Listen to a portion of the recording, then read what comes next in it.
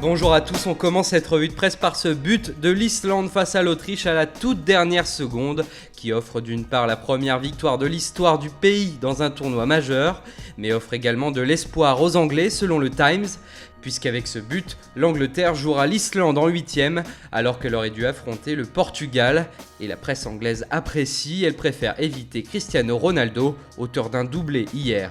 Le Portugal qui a arraché un 3-partout face à la Hongrie, et c'est aussi grâce à Nani, premier buteur portugais hier.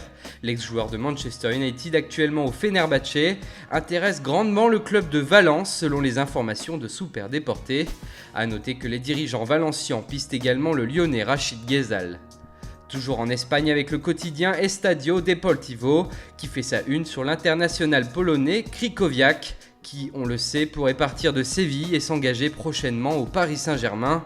Le journal estime que ce transfert représenterait la meilleure vente de l'histoire du FC Séville. En effet, le PSG serait prêt à payer la clause libératoire du joueur, qui atteint les 45 millions d'euros.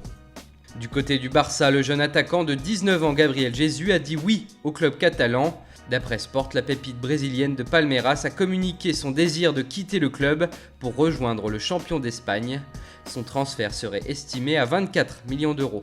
À Manchester United, José Mourinho s'active également sur le marché des transferts. Sur le site internet du Sun ce matin, on y apprend que le coach portugais souhaite recruter le gallois Aaron Ramsey. Et pour ça, le Special One serait prêt à mettre 65 millions d'euros sur la table, un prix conséquent que Arsène Wenger et Arsenal auraient du mal à refuser. On termine en Italie avec Tuttosport qui croit connaître la nouvelle piste offensive de la Juventus. Elle s'affiche en une et elle s'appelle Michy Batshuayi, l'attaquant de l'OM. D'après le quotidien, le directeur sportif de la vieille dame offre 30 millions d'euros à Marseille pour s'attacher les services du Diable Rouge. Marseille en voudrait au moins 38, les négociations sont en cours. Voilà, c'est tout pour aujourd'hui, bonne journée à tous sur Foot Mercato et rendez-vous dès demain matin pour une nouvelle revue de presse.